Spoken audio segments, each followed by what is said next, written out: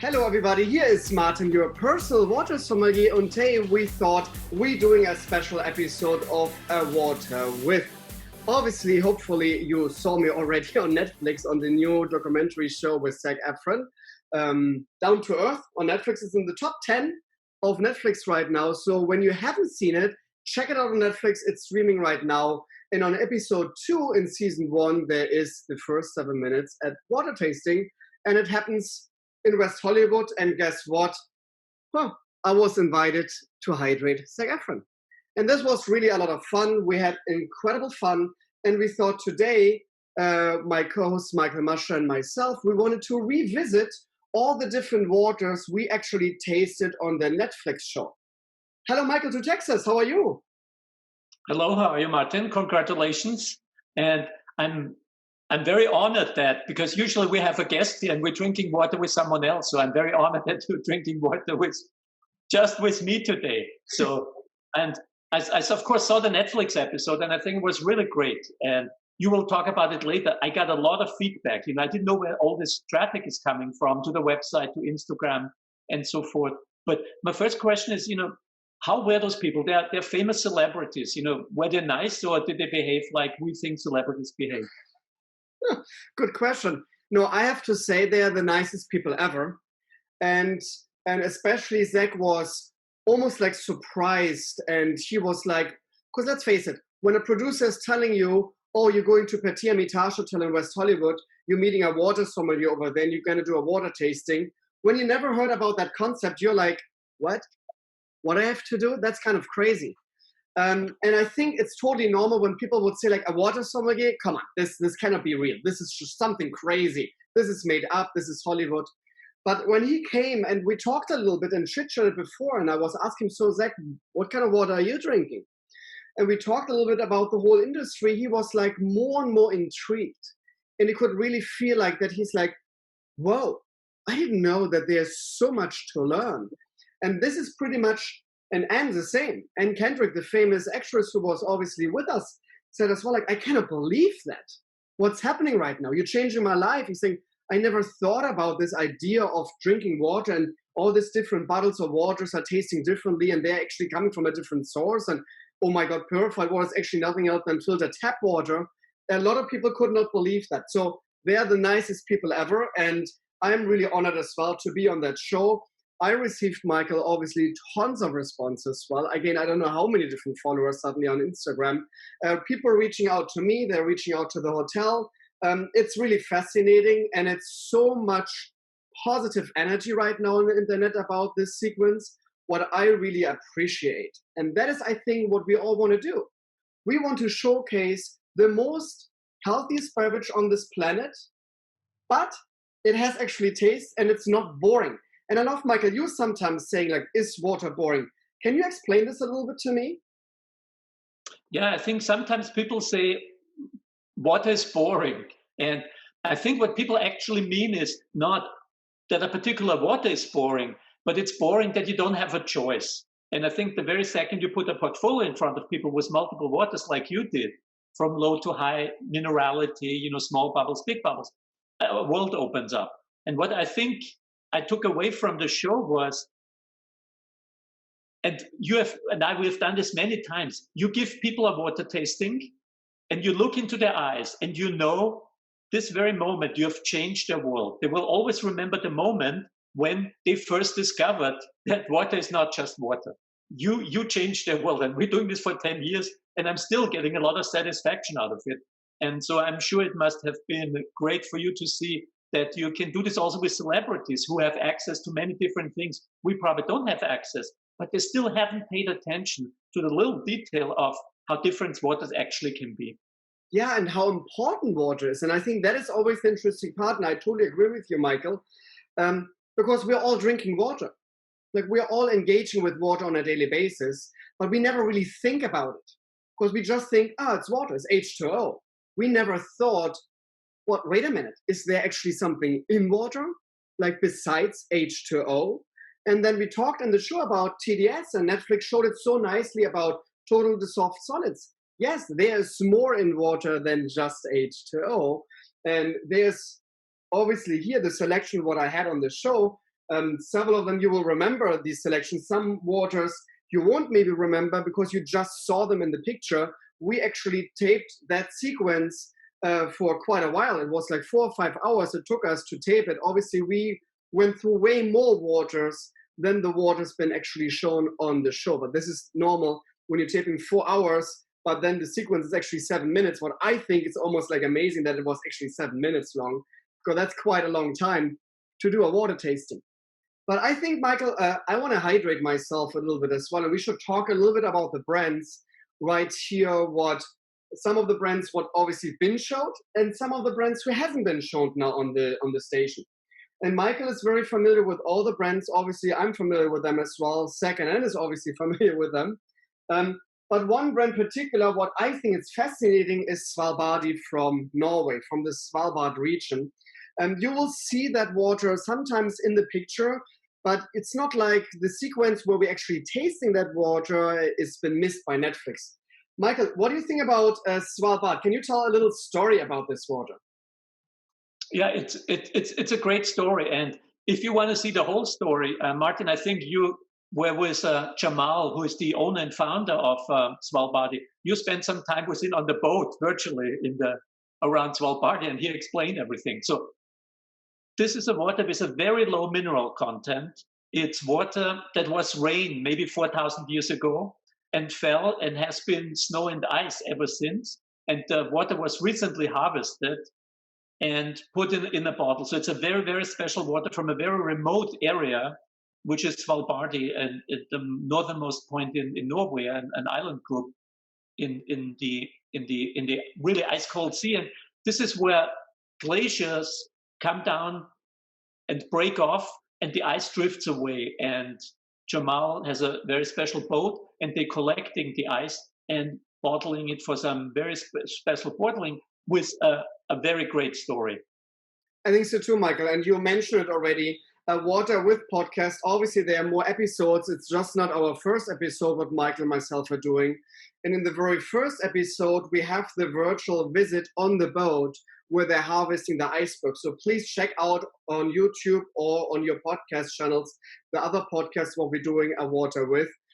You will see, for example, AquiLife as well, how we're collecting the water originally in Australia. And obviously here we are in a virtual boat with Svalbard. But I want to showcase as well the bottle, because I think Jamal and his team did an incredible job to present this. First of all, it comes in this incredible, beautiful like vessel. And then the bottle, look at that. It's quite fascinating for me. What a beautiful bottle that is. And I will put this here into the picture as well. People, just to give you the heads up who are listening to us on your podcast, yes, we're doing this as a video as well on YouTube. So check it out on YouTube as a video. So this is the Svalbard, the taste of snow in the air. I love the hashtag what they're using. They have the Fine Water Society emblem right here. This is the emblem what Michael Mascha founded in. When did you do this, Michael? Oh, the Fine Water Society in 2008. So we are 12 years old already. Yeah. So when people always say like only in LA there's a water sommelier and only in LA, this is something brand new. I did this in 2005, guys. So I started the whole idea of to being a water sommelier in 2005 in Germany. So it was not only in LA, it is actually a German thing. And I think you can hear it from Michael as well. He's not from Germany originally, he's from Austria originally, but he lives in Texas and he founded the society in Texas. So this is Svalbard, Poland iceberg water. Too bad they didn't make it to the show, but you will see it sometimes on the pictures, obviously, in the show. It's an incredible low TDS water. And I think you can already see this is not just for hydration, right? This is a special water. This is experience. And Svalbard and some other brands show you that you can also have experiences with water. It doesn't always have to be champagne. I don't drink any alcohol. I go to a party where other people bring expensive Bordeaux or vintage champagne, and I bring a bottle of Svalbard. At the end of the evening, no one is talking about the Cristal champagne. Everyone is talking about the Svalbard water because It's a story, it's an experience. And I think this is what these high-end brands are doing. They're moving a water away just from the pure hydration aspect into experiences. And I think that's really important. I love that you're saying this because a lot of people still getting confused. And I see this now on all the response and attraction, what I'm getting on Instagram right now. A lot of people think, but Martin, this is all hydration. You think, no, no, no, no. It's not just about hydration. There are two different paths of shoes for me when it comes to hydrating with water or experience with water. Because I'm a sommelier, so obviously I'm working in a restaurant. I'm pairing waters to other beverages and dishes. And it's quite fascinating when you're following here the podcast and we're doing our taste test, that the experience in your mouth is quite different. And you saw this on the Netflix show as well. And actually it has an impact on other beverages. And I think this is the biggest surprise, what a lot of people don't know. We just, for example, created a sorbet. So we went to the gelato festival. This is an incredible, amazing gelato factory store here in West Hollywood. They invited me. I brought 5 different waters, and we created a lemon sorbet with just different waters. It's exactly the same recipe, but we're just using different waters because 50% is around water in a sorbet. The sorbet not even tasted differently, it even looked differently because based on the different mineral compositions. And that is for me the fascinating part, why to be a water sommelier and why I think all these amazing brands right here on the table, and there are hundreds of other amazing, amazing brands out there, that they have an impact on other beverages and on other food. That is for me quite the fascinating thing. So this was Svalbard in a great water. So Jamal, thank you so much for creating that and providing this to the world, that we can actually taste the terroir of Svalbard here in a bottle in Los Angeles. Another one, what you definitely saw on the show, but we haven't tasted, is Fiji water. And a lot of people, I think, saying like, come on, Martin, Fiji? I can find it everywhere. Like it's in every gas station. It's so normal. Is it even from Fiji? That's always the second question I'm getting. Is it really from Fiji? So you see here, it says natural artesian water on the bottle. That means it actually comes from an artesian spring. Michael, your cue, what is an artesian spring? Well, an artesian spring, so let's start. What is a spring? We all know how a spring looks like. How does the water run out of the spring? It's by gravity. There's water above the spring. The water through gravity runs and emerges at the spring by gravity. Artesian springs, the water is under pressure. It's called an artesian aquifer. So the water is pressured, and if there is a rupture or a hole, the water will emerge from the artesian well under its own pressure. I just want to mention quickly, Martin, everything is in glass here, and we have a couple of bottles that are also in plastic. And people talk about bottled water. So I want to make sure people understand there are two very different things that are called bottled water. One is like the waters we have here, is water in a bottle from a natural source. So this is what I would call real water. It comes from a real place. It has terroir like wine. It expresses its surroundings. It's a natural product. And the other thing that's sometimes sold, and in the US very often sold in bottle, is purified water. And what purified water means, it's usually tap water. Somewhere in the middle of the city, there's a factory. The tap water runs into the factory. The water is filtered. We call it polished. There's some minerals added and put in a plastic bottle. And unfortunately, what you see in the supermarket is two products that are very, very different sitting next to each other. And Martin, you had a lot of pictures taken of two different products sitting next to each other and really confusing the consumer. Yes, absolutely right. And I think this is like the takeaway from the show. What I see, a lot of people really reach out because they didn't know the difference between purified water, what is for me the fast food of beverages. This is a highly processed beverage product. I'm not even calling it water anymore because for me that has nothing to do with water. Or then here this and natural occurring real water from a natural occurring source, what Mother Nature created. And this is for me the same. When I'm going to a restaurant, I'm going to a restaurant because I want to taste the incredible good food. I want all the vitamins. I want all the nutritions in good food. I want all the minerals actually in good food as well. There are tons of minerals dissolved in food as well. That's the reason I'm going to good restaurants, because I know they will source local great products who are like try to be not processed and making a great meal for me. That's the reason I want to eat organic and great grown food. It's the same with water for me. I want water from a real source, and I'm really not interested in anything purified, filtered, a huge machine on my desk where like this crazy pH idea, and then suddenly they say, yeah, and this machine costs you $5,000 from Japan. I don't even know the name from it. This is the best water ever because you can create different pH waters, and when you have like a high pH water, you can balance out your body with that. What is obviously nonsense, guys. Please do not believe in that, because first of all, your body has so many different pH levels. Your stomach fluid is very acidic, your urine is very acidic, your body blood pH is very base, between 7.35 and 7.45. So you see it 0.1 is the ratio right there in your blood. When you're gonna change it just slightly, you will not survive on this planet. Trust me. So therefore, this whole idea of, oh my God, I should drink alkaline water because I can balance out my body. Yeah, what are you trying to balance out? This is all like marketing like claims, marketing like ideas. And for me, Netflix was so nice when I said bullshit. I can say it here on our podcast. They beeped it right away. No, I think purified water and the whole idea of alkaline water when it comes to, oh my God, it's so healthy for you, is completely bullshit. But we actually think, Michael, alkaline water actually has a benefit, a taste benefit, I think. Yes, there are many natural alkaline waters, and they sometimes go very high, up to a pH of 9.2. And they're very beautiful waters because they feel very soft.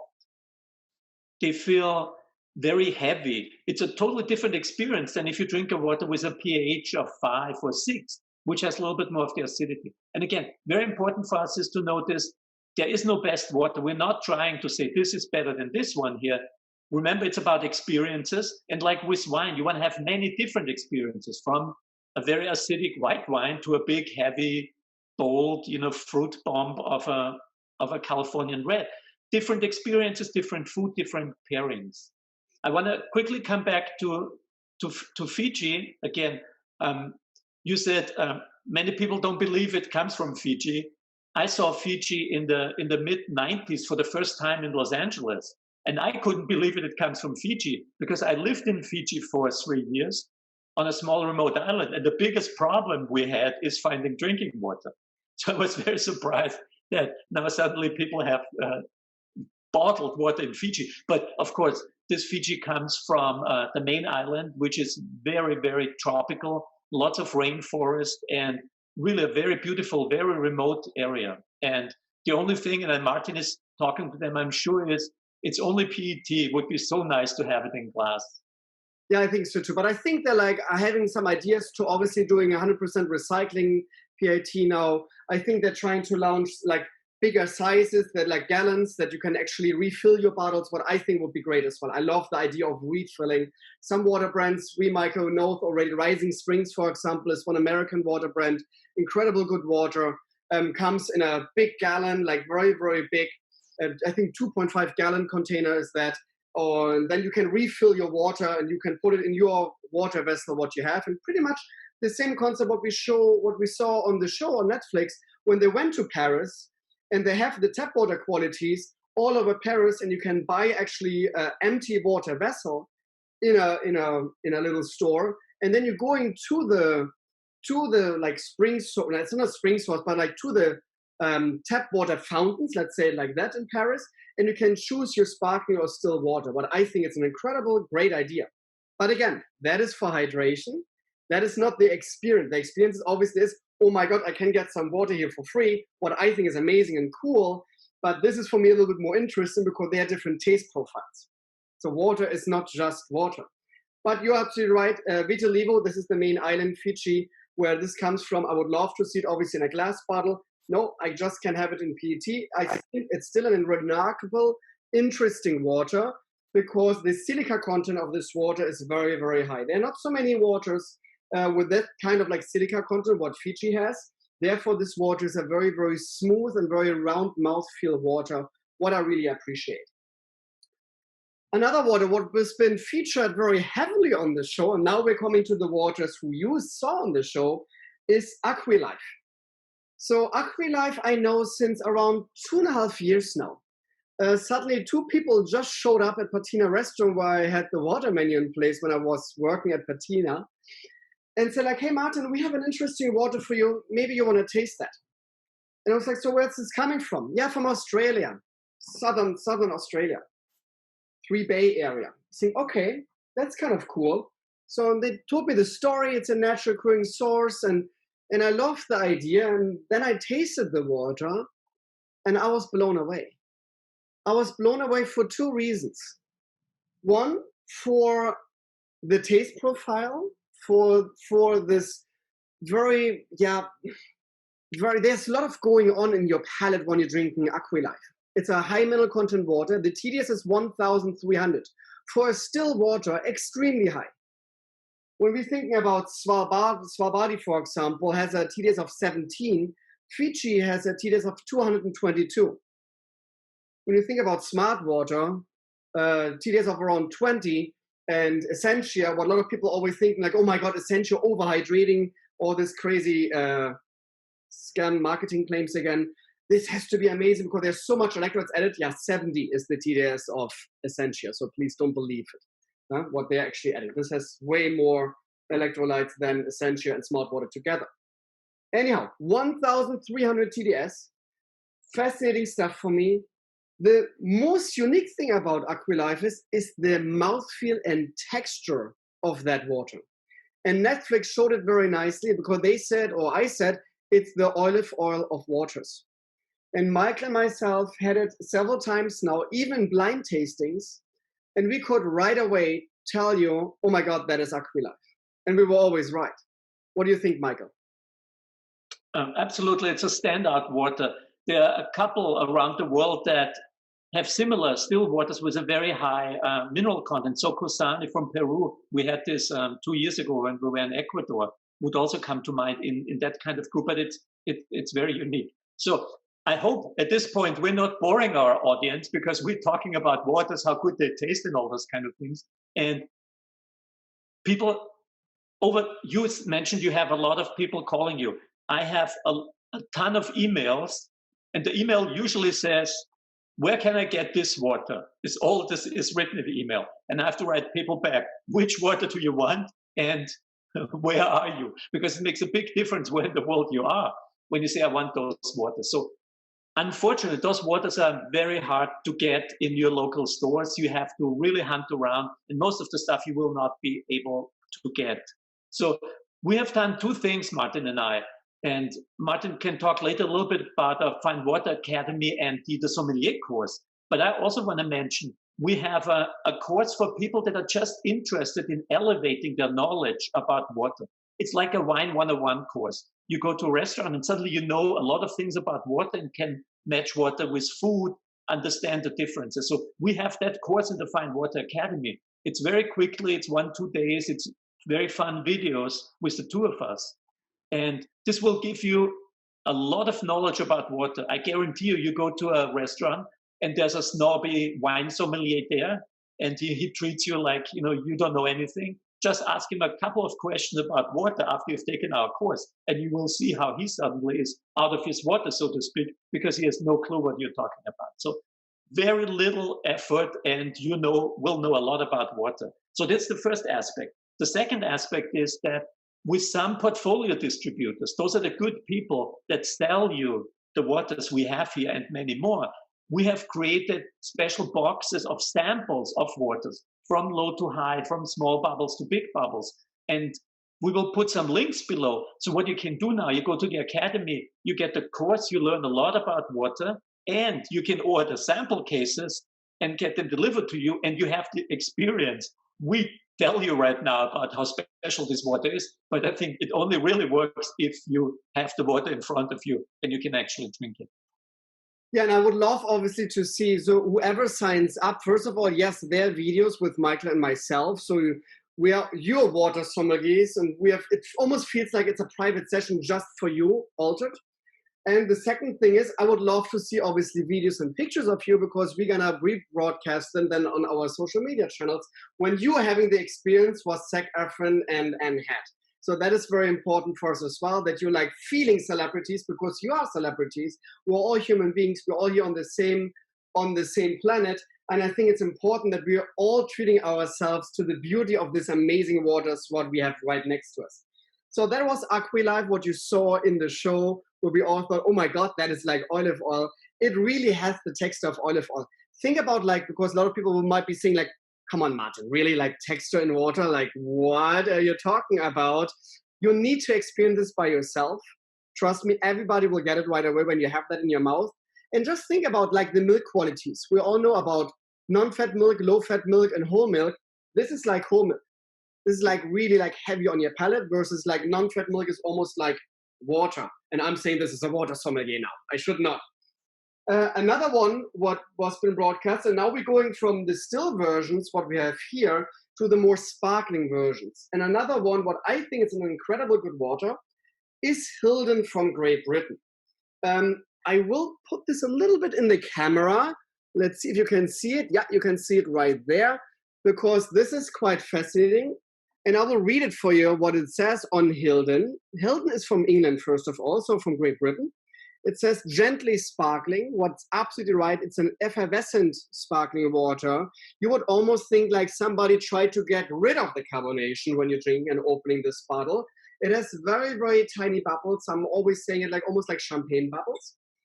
What's for me, it's always interesting, it says, by appointment to Her Majesty the Queen, supplier of natural mineral water, Hilden, Lord Hampshire. So this is the official water of the Buckingham Palace. This was the Queen is drinking on a daily basis. And you have to be careful. And I'm saying this all the time because I'm using Hilden in quite a lot of tastings so far. Be careful. When you drink too much Hilden, your arm will do something like this or like that, like the Queen. Huh? So be careful there a little bit. But you can feel royal when you're drinking Hilden water. TDS of 312. Michael, what do you think about Hilden? I think the most outstanding feature is, and this is a water that has been around for a long time. It's not something recently, right? This goes back at least 10 years or so. So this was fairly new to have a water gently carbonated. And it really depends where in the world you are, what you think about carbonated water. You know, if you're in Germany, Austria, of course, if you say, I want a mineral water, you get a carbonated water. That's the standard thing. And in the US, for example, most people don't like carbonated water because they think carbonated water is like Perrier, this big firework in your mouth, kind of big bubbles that distract everything. Again, no good or bad, but it's very far on the right side of the spectrum, so to speak. So it was really nice to see the gentle, soft bubbles, which are much more food friendly and also open up the carbonation for people that say, I don't like carbonated water, but I want to have something new. So this is almost like it's something in between. And I want to mention that Hilden is artificially carbonated. So it's a still water and carbonation is injected shortly before the bottle is filled and then the bottle is sealed. The next waters we will be drinking and Martin will be showing are naturally carbonated. It's a very rare thing when the water emerges, usually to some volcanic activity below the aquifer, the water already emerges with the bubbles. I would say, you know, maybe 1 or 2% of the waters in the world that are bottled are naturally carbonated, very rare, and makes the water very, very interesting. So the next two waters you have there, Martin, are two very classic naturally carbonated waters. Yeah, the next one was Vichy Catalan, what we tasted. And Vichy Catalan is for me an outstanding water from Spain. And a lot of people always say like, come on, Martin, all your fancy waters, huh? Like, I can't even get them. They're like so small production waters, maybe Fiji's not, but the rest we never heard of. So there has to be like very, very small and we never heard about it. So therefore, like, this is almost like crazy that you're even talking about these little brands because we cannot get them. Vichy is like the arrowhead of Spain. So that water, everybody knows in Spain. This is the #1 consumed sparkling water in Spain. It has tons of minerals dissolved. 3054 is the TDS level of this. It has over 1000 milligrams of sodium. It is a little bit on the saltier side, I have to say. What I like, I think it's fascinating. It has a lot of character, what Michael and I would say. And what I love about this here as well, this like almost like, yeah, like stone fracture, when you look at this like here closer right now, you see it here on the bottle. They really want to showcase the strong taste of that water even on the bottle. And I think, Michael, we should talk, because we all know about the terroir of the waters, but I think it's quite fascinating when you see all these different brands here, that even the design has terroir. I think that is, for me, fascinating. I think it's really fascinating. If you look at wine bottles, wine, of course, has terroir. We all know what it means. It means a particular grape expresses its surrounding and the area where it grows. But if you look at the wine bottles, they are very standard. There's a Bordeaux bottle, there is a white wine bottle, and maybe there's a Burgundy bottle. That's it. And you have the champagne bottle. So you have 3, 4 bottle styles, and the only thing that differentiates the wines is the label and the name. So I think wine bottles are kind of boring. The interesting thing is with the bottled water, the bottles for bottled water is that they have much more freedom, and they try to express terroir. They go into the history. They look how bottles have looked like 500 years ago in this area. They try to express and integrate the story, not only into their website, their social media, but also into the packaging, how it looks like. And I find that, really fascinating and very interesting.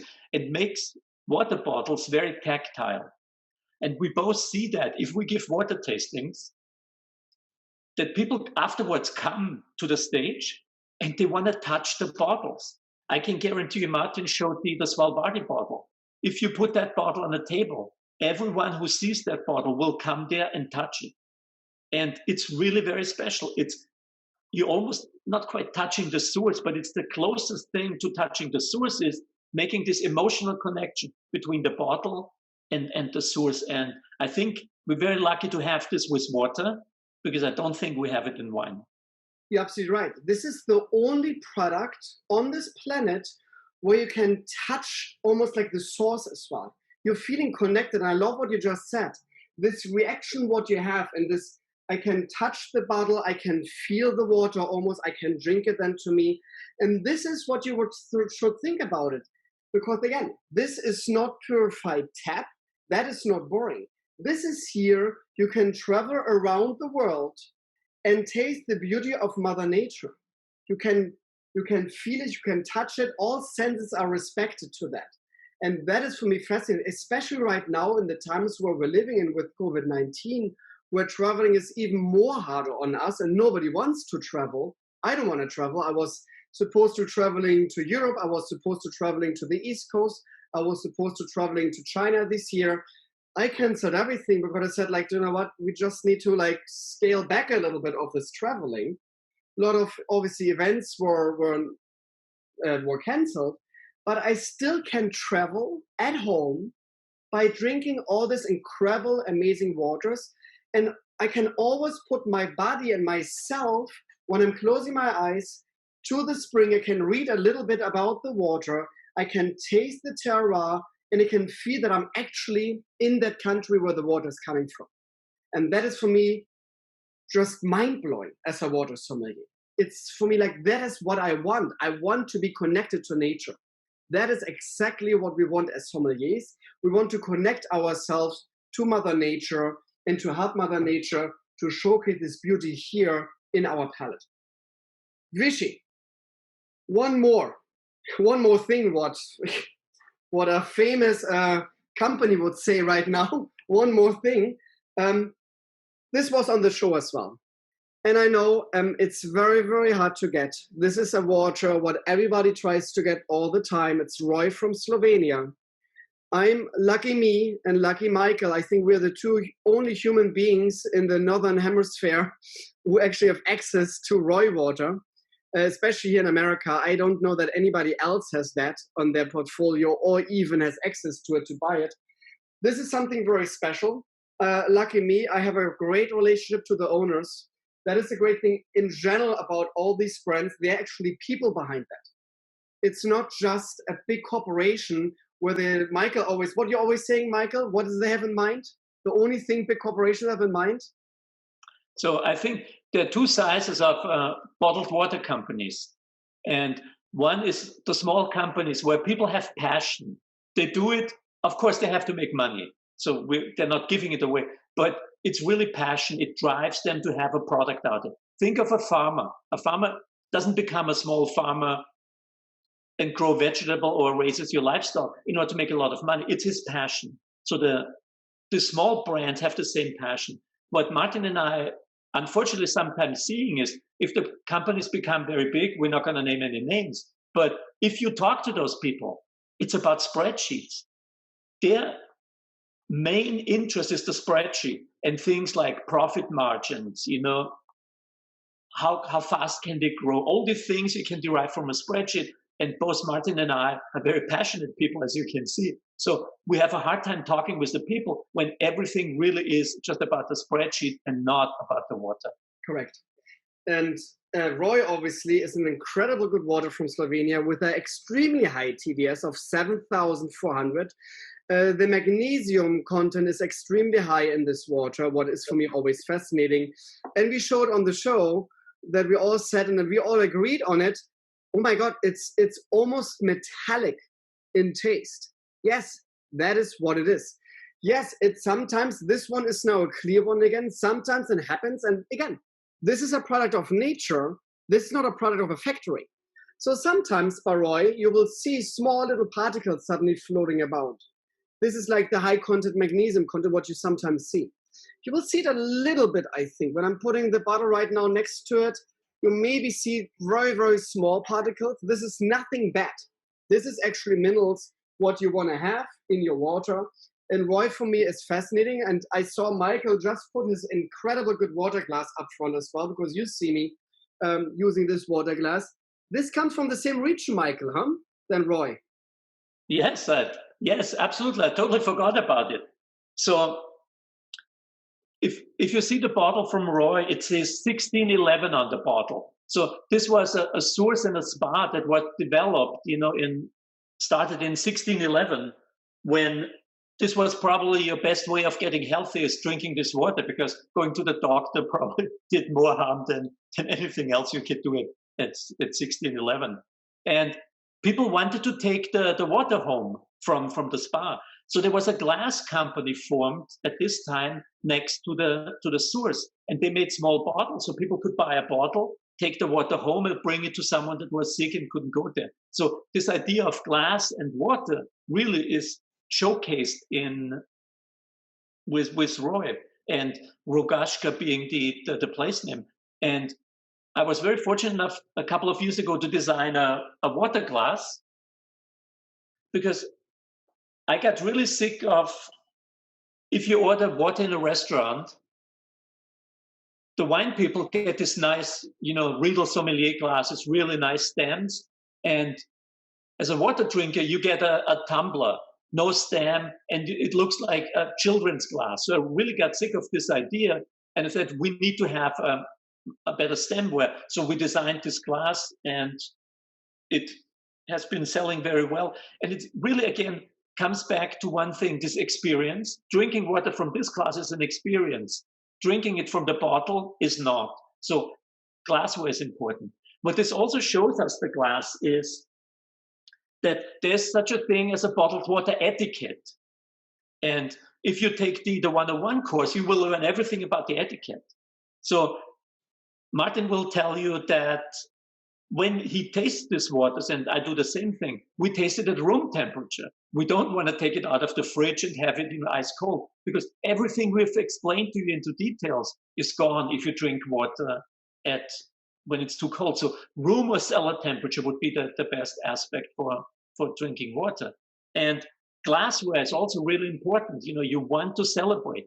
You have that Svalbardi water, and it's not cheap, right?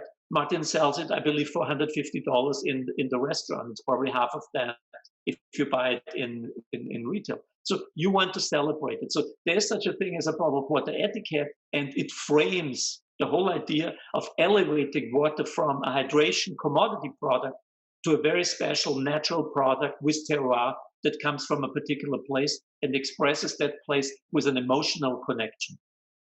Yeah, I think everybody who saw the show on Netflix saw it as well. We used wine glasses, and you will see me barely drinking water from a tumbler or something like this. And exactly what Michael just said. We want to elevate water. Water is way more than just water. This is our hashtag. Water is not just water. Therefore, a wine glass is designed, and Michael's water glass is designed as well, to elevate the experience, to bring water right there where it belongs, in the top of the field in your view. And obviously, these kind of glasses are designed as well to capture all aromas right here, that you can, when you smell a water, and yes, some waters have an odor. Don't be surprised when I'm doing this. I not want to be pretentious. Some waters actually smell. Like Roy, for example, has clearly an odor to it as well. So a wine glass is designed to capture the aromas of the product, what's inside. It's almost like dribbling around all the aromas, and you can put your nose and you can really like get all the aromas out. And then a wine glass like this water glass as well is designed that you can easily drink it. So it's quite fascinating to really dive deep into the whole water industry on purpose. And I think it's fascinating to always showcase this incredible product again of nature.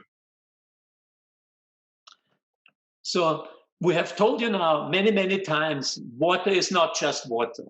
But then people are so, what is a fine water? Because when we say water is not just water, we're talking about fine waters. So what is a fine water?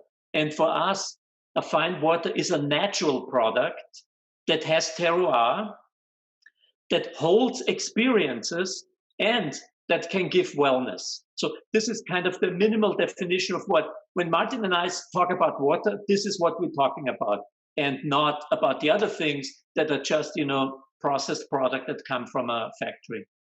And for me, it's interesting, Michael, because you're a well-worth traveler as well. Like in Europe, I haven't seen any purified water brands. It's quite interesting. So somehow, I don't know why this is a thing in America, especially in the United States, I think, to drink highly processed purified water. Michael, has it something to do with the word pure, with purification, that Americans somehow have in mind everything needs to be sterile and clean? Or what is it? It's probably many, many different things, and I don't have a final answer. But if I would try to dig deep, I would start not with water, but with the relationship with food people have in Europe versus in the US. I think it's very different. If you look at food, it's something that's enjoyed in Europe. It's something where children eat many different things. They get exposed to different things. You have a variety. So you're really engaging with your food. There's a culture around food in Europe. And I think that's why people engage with water. If you travel in Europe, people express what kind of water they want. I want to have this water, and I don't like the other one. So I think that's a starting point. And I think what we have here in the US is we sometimes are made afraid of food. They advise what kind of food you have to eat. In Europe, mom knows best what food you should be eating. In the US, you Google something and you ask, should I be eating this? Should I be low carb, high carb, all those kind of different things. And then if deceptive advertising comes in and tells you, as you said, the word pure, suddenly you think, oh, water needs to be pure. I take my mineral pills from the pharmacy and I swallow it down with a pure water. In Europe, people say the minerals are already in the water. So just have a sip and you have your minerals and a good natural water. Yeah, this is absolutely right. And I'm always saying this, Michael, as well. It's for me fascinating when I see people going to the pharmacy, buying themselves magnesium and calcium and sodium, like diet pills. And I'm always like, what are you doing with that? Yeah, my doctor said I don't have enough calcium intake. So what kind of water are you drinking? Yeah, it has to be pure, obviously. You think, no, don't drink pure water. It's so funny for me. This relationship to water has to be pure, and I get it. Yes, I want that my water looks clean. I get that. Huh? I don't want to have it brown or yellow or pink or striped on it. I get it. I want my water as well looks like this, what I have in my glass right now. But that does not mean it needs to be TDS of 0. Natural occurring water is the way to go. And a lot of people are asking me, so Martin, what is the next big thing in the water industry? So what is the next big thing? And I'm telling them, it's back to the roots. That is the next big thing. And we saw it on food in the States, and we saw it already clearly on beer in the States. I came in 1999 for the first time to America. I lived here in Hollywood. I had nothing to do with water. I worked in a restaurant, a patina restaurant on Melrose Avenue for Joachim Splichal, one of my biggest mentors. And I went to the grocery store because I'm German, so I like to have my beers. And for me as a German person, I was like, what the hell is this? That doesn't taste like beer. It even doesn't look like beer. It looks, I don't even know what that was. This whole light beers. Like, I thought it was disgusting. There was no flavors to it. 20 years further now, down the road, you have incredible, like really incredible, artisan, small crafted beer brands all over America.